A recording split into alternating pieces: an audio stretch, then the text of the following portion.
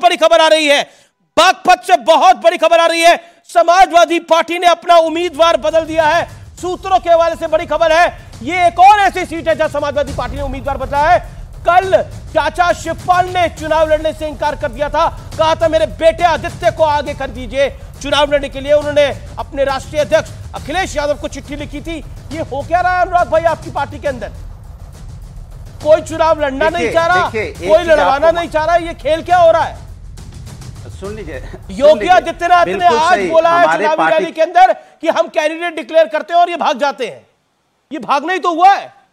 देखिए ऐसा फलाना नहीं लगेगा, ढमकाना लड़ेगा। भाई ये हमारे, अरे बोलने दीजिए। हमारे पार्टी के अंदर में लोकतंत्र है। जब वहां कार्यकर्ता सम्मेलन हुआ बदायूं में, कार्यकर्ता सम्मेलन में जनता ने कहा कि आप यहां पे लेके आइए कैंडिडेट, उनके बेटे का नाम लिया, बोले आप उनको लेके आइए क्योंकि यूथ कैंडिडेट यहां पे लड़ेगा तो हम लोग भारी मतों से जीतेंगे। ये कार्यकर्ता सम्मेलन में मांगा गया, कार्यकर्ता सम्मेलन में नाम अनाउंस हुआ। ये कोई कार्यकर्ता सम्मेलन से ही वहां पे जनता की मांग पे ये चिट्ठी लिखी गई राष्ट्रीय नेतृत्व को कि भाई ऐसा है कि यहां पे टिकट जो मांगी जा रही है, लोकतंत्र है, लोग चुनाव लड़ने से भाग रहे हैं, आप कह रहे हैं लोकतंत्र है।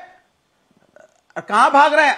अरे चुनाव लड़ने के लिए आ रहे हैं, कहां भाग रहे हैं? भागा कौन है? कार्यकर्ता ने नाम मांगा, अभी नाम अनाउंस हो जाएगा। शिवपाल यादव ने इंकार कर दिया, भारतीय जनता पार्टी रही है जैसे चुनाव लड़ने से इंकार कर दिया। कंफ्यूजन पार्टी में है कि एक सीट पे 4-4 दावेदार हो गए हैं, 4-4 लोगों को खड़ा कर रही है पार्टी, पहले एक को, फिर दूसरे को, फिर तीसरे को, फिर चौथे को। भाई आदित्य ऐसा नहीं है, आदित्य यादव के नाम पे कार्यकर्ता ने नहीं कोई कंफ्यूजन नहीं है। कार्यकर्ता सम्मेलन में शिवपाल जी मौजूद थे, कार्यकर्ताओं ने कहा आदित्य यादव जी को लड़ाइए यहां पे, आदित्य यादव जी यहां से जीत के जाएंगे, भारी मतों से जीतेंगे। कार्यकर्ता के कहने के अनुसार वहां पे रिक्वेस्ट भेजी गई राष्ट्रीय नेतृत्व को, मतलब कार्यकर्ता ने बोला कि शिवपाल जी के बेटे को लड़वाइए तो वो चुनाव जीतेगा। कार्यकर्ताओं ने बोला कि शिवपाल जी के बेटे को लड़वाइए चुनाव, वो चुनाव जीतेगा। कार्यकर्ता लड़के चुनाव नहीं जीत सकता। की मांग है, आदित्य यादव की मांग है। अगर आदित्य यादव की मांग है तो आप क्या कर लोगे? जब कार्यकर्ता मांग रहा है तो कर क्या लोगे आप? कार्यकर्ता कह रहा है आदित्य यादव को लड़ाइए, तो आपको कार्यकर्ता की बात माननी पड़ेगी कि नहीं माननी पड़ेगी? ये भारतीय जनता पार्टी के थोड़ी है कि हमने यहां से अनाउंस कर दिया और सुबह लिस्ट आ गई, उसमें से भारतीय जनता पार्टी में थोड़ी, भारतीय जनता पार्टी में तो राजनाथ सिंह ने अपने बेटे की टिकट खुद से देने से इंकार कर दिया था। भारतीय जनता पार्टी में तो राजनाथ सिंह ने अपने बेटे को खुद से टिकट देने से इंकार कर दिया था। कहा मैं अपने बेटे को खुद से टिकट नहीं दे सकता, उनके बेटे नहीं दे सकता, टिकट लौटाया था पंकज सिंह ने, और ये ऑन रिकॉर्ड है, ऑन रिकॉर्ड है, पॉइंट है। अब बागपत में क्या हुआ? ऑन रिकॉर्ड है कि वो एमएलए है, ऑन रिकॉर्ड है कि उनका बेटा एमएलए है नोएडा से। क्या बात कर रहे हैं आप? जनता गुमराह मत कीजिए, उनका बेटा एमएलए है नोएडा से, गलत है, नोएडा से एमएलए बनाया हुआ है और आप कह रहे हो कि टिकट कब बना? वो पहली बार नोएडा से एमएलए कब बना? 2017 के अंदर। उससे पहले उनको कब टिकट मिला था? और जब राजनाथ सिंह ने मना कर दिया था, आपकी जानकारी है नहीं, इसलिए आप ये बात कह रहे हैं। इसलिए अनुराग भाई मैं आपको बोल रहा हूं, जानकारी नहीं है। उनके बेटे को टिकट क्यों मिला? राजनाथ सिंह का बेटा है कि नहीं? वो राजनाथ सिंह जी के बेटे हैं कि नहीं? कमाल की बात करोगे आप भी।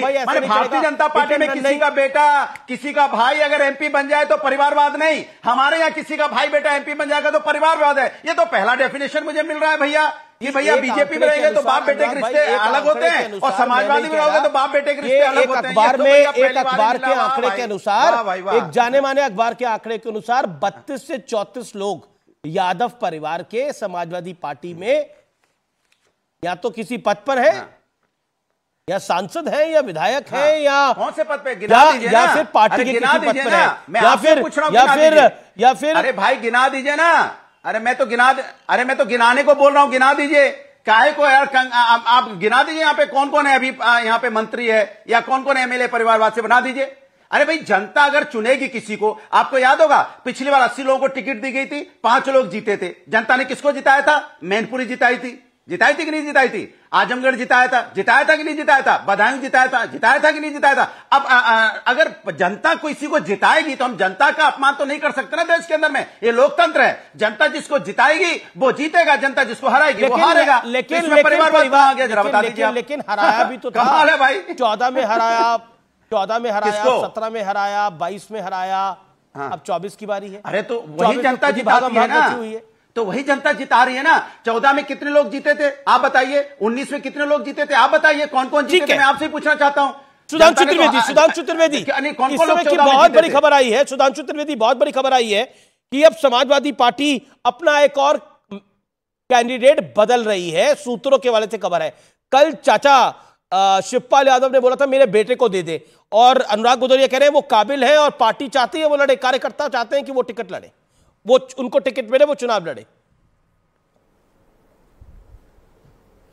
नहीं, जो अनुराग जी कह रहे हैं मैं उनकी बात का बिल्कुल समर्थन करता हूं। उनकी काबिलियत होती है और काबिलियत सिर्फ परिवार के चश्मे से दिखती है। मुलायम सिंह जी जो धरती पुत्र थे, उनको पहले काबिलियत दिखी थी अपने भाई शिवपाल जी में, फिर रामगोपाल जी में, फिर बेटे में, फिर भतीजे में, फिर बहू में, फिर दूसरे में। तो मतलब वो बात ठीक है कि उनको उसी हिसाब से दिखती है, और आखिर में धरती पुत्र जो कहलाते थे वो केवल पुत्र के नेता बन के रह गए, यह स्थिति थी। इसमें कोई नई बात नहीं है। और मैं इसीलिए कहना चाहता हूं कि ये जो रैलियां हो रही हैं, 31 मार्च को जो रैली हुई, इसका ना लोकतंत्र बचाने से मतलब है, ना मोदी जी को हटाने से मतलब है। इसका उद्देश्य केवल परिवार बचाना है और अपने अपने भ्रष्टाचार को छुपाना है। वास्तविकता यह है, और इसी कारण से इसमें कोई नई बात नहीं। अगर अनुराग जी से पूछा जाए कि अपने प्रथम परिवार के किसी एक व्यक्ति का नाम बता दें, यानी मुलायम सिंह जी के फर्स्ट ब्लड रिलेटिव या अखिलेश यादव जी के फर्स्ट ब्लड रिलेटिव में किसी एक का नाम बता दें जो राजनीति में किसी ना किसी पद पर ना हो, तो नहीं बता पाएंगे। यह वास्तविकता में परिवारवाद होता है, और इस कारण से जब सारी योग्यताएं उसी आधार पर देखी जाती हैं तो नैसर्गिक नेतृत्व नहीं उभरता। जैसे भारतीय जनता पार्टी में पिछले 60-70 सालों में आप देखिए नैसर्गिक नेतृत्व उभरा, एक के बाद एक लोग ऐसे उभर के आए। अटल जी, उसके बाद मोदी जी, इस ढंग के नेता उभर के सामने आते रहे। इनके यहां क्या होता है कि जब से इनकी पार्टी बनी है तब से बिल्कुल एक सूत्रीय, एक स्वरूप में चलना। 1989 से 90 में इनकी पार्टी बनी थी, और तब से एक ही परिवार के हाथ में सब कुछ है।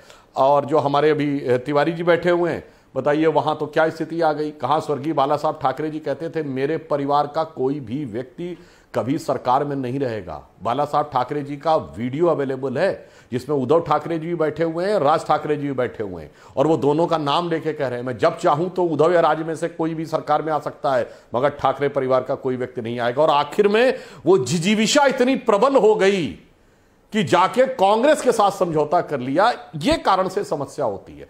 तो आज की भारत की राजनीति की जो विचित्रताएं हैं, वो हमारे विपक्षी दलों की जो स्वार्थपरता है या जो सत्ता लोलुपता है, उसके कारण ये समस्याएं उत्पन्न हुई हैं। इनका भारतीय जनता पार्टी और मोदी जी से कोई लेना देना नहीं है। जो गृह मंत्री अमित शाह जी ने कहा था कि महाराष्ट्र में दोनों पार्टियां, शिवसेना और एनसीपी, एक पुत्र मोह में टूटी, एक पुत्री मोह में टूटी। तो वही स्थिति यहां किशोर तिवारी से जवाब ले लेते हैं इस बात का। के साथ किशोर तिवारी जी, किशोर तिवारी शिवसेना से, शिवसेना उद्धव गुट से। किशोर जी, नहीं, देखो जैसी जैसी परिस्थितियां आई महाराष्ट्र के अंदर, हमें सरकार देने के लिए उद्धव जी को आना पड़ा, और उन्होंने 2.5 साल बहुत अच्छे तरीके से सरकार चलाई। उद्धव जी नहीं आए, शरदराव पवार लाए शर्त रख के। ये तो आपको भी पता किशोर भाई बात, शरदराव पवार ने शर्त रखी कि उद्धव जी बनेंगे, और पॉलिटिकल पंडित कहते हैं यही करके उन्होंने उद्धव जी को फंसा दिया। ऐसा कुछ नहीं है। अब देखो ना कैसी आंधी है उनकी। मैं अभी बता रहा हूं सुधांशु जी, महाराष्ट्र के अंदर आपकी कितनी सीटें फंसी है महायुति में, कितने उम्मीदवार बदले जा रहे हैं,